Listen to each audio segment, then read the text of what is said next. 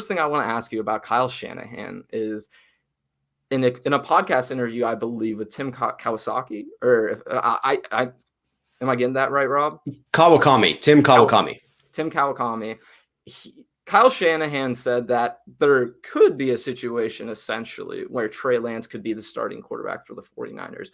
I believe his exact words were, if he's ready, there's no way that Kyle would just shut him down just to shut him down. That was the big thing I gathered from this comment from Kyle. It wasn't that he said he could compete for the starting job and he could do this and that. The main thing I saw was that Kyle was like, listen, if this guy is ready, there's no reason to give him the treatment of, oh, you're going to be sitting on the bench for a while and we're not going to see you play just to not see you play.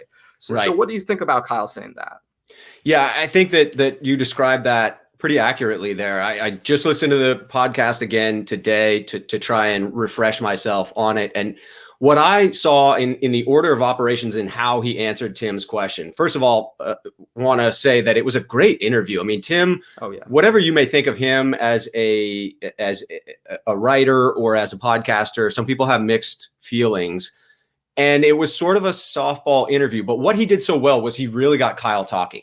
I mean, Kyle was comfortable. Kyle was just sharing. It was honest. It was open. It was real direct answers to questions. And so just when an interviewer is able to do that with their guest, it makes for such a pleasant listening experience as opposed to those sort of shut down, guarded answers that you can get in the group settings where people are asking more pointed questions. So it's a mix, right? Because you don't want to give a softball, but you also want your guest to be happy in the interview. And I thought that it was a great blend. So what I heard when posed the question of, is Jimmy the presumptive starter?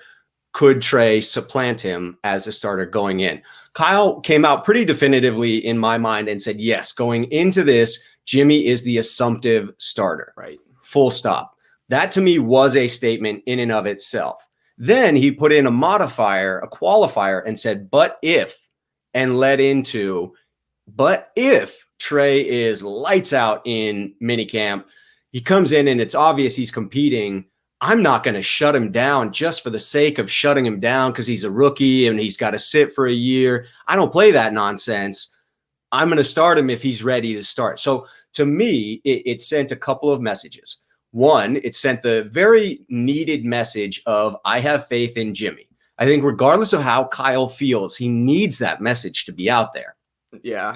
Whether or not he believes that message or not, he has to put the idea out there that he still believes in this guy.